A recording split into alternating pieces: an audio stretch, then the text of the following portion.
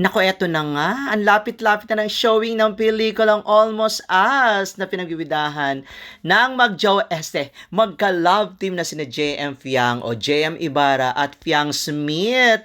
At excited ng lahat dahil ito ang kauna-unahang love team movie nilang dalawa kung saan ilo-launch ka ang kanilang team up sa pelikula. Well, meron sila dating nagawa noong Metro Manila Film Festival last year, pero pangsahog lang sila doon, pero nagmarka naman silang dalawa.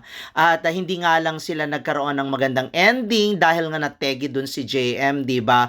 Pero now, naku, abangan natin kung ano mangyayari. Nakakakilig ito. Nung ang nakaraang press con ay talaga namang na-impress ako sa ilang mga fandoms ng JM Fiang dahil nagpa-cater pa sila dyan ng mga sweets. Ayan, may cake pa.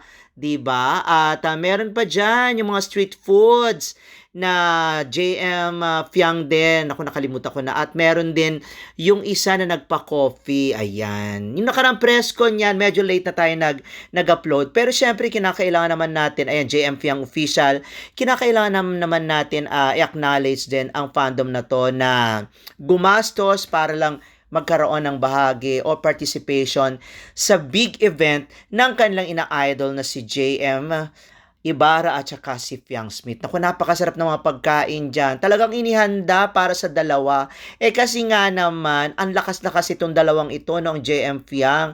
Naku, napakarami nilang fans abroad and local.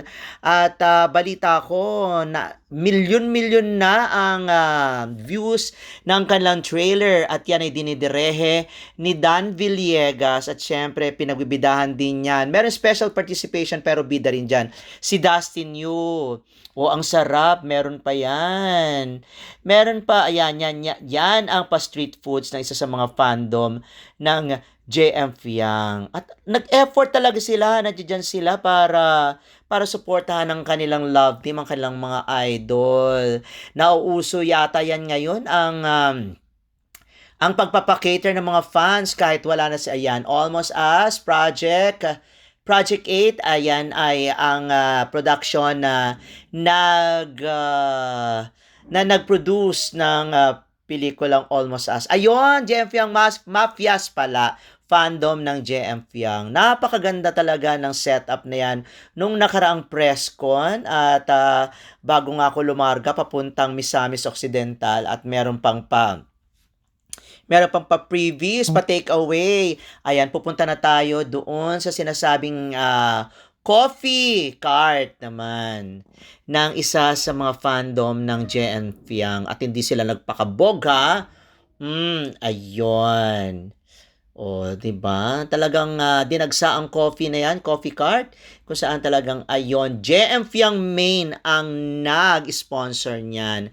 At mamaya makikita natin ang pictures ng mga members diyan at yung isa ay si Madam na meron pang dalang sasakyan at diyan iniload lahat ng mga kakailangan nila. Pero syempre, hindi naman sila nagbitbit niyan ano.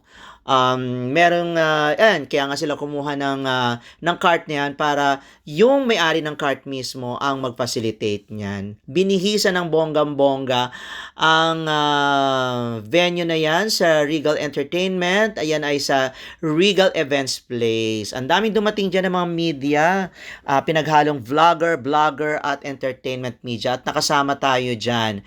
Courtesy at sa imbitasyon ni Eric Salud, si EJ.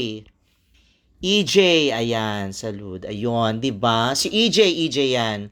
Ayan, na ating kaibigan at napakasipag din. Love na love niya yan ang JM Fiang. Ayan, ihanda na nila dyan yung aawit ng theme song ng pelikulang Almost Us. Kayo ba ay nakaranas ng ganyan?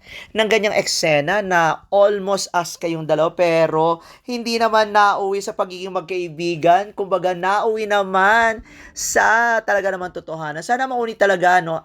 Mauwi talaga sa totohanan itong dalawang ito na si JM at saka si Fiang. Totoo ba?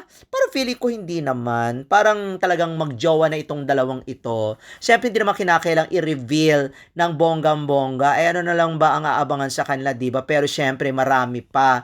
Napakahusay ng mga artista ng mga yan si JM at saka si Fiang. Ayan, kasama na sa photo op na yan ay ang director na si Dan Villegas at syempre ang mga producers na nandyan si Kit Monteverde at nandyan din si Rosel Monteverde na hindi na sumama sa photo op dahil nahiya.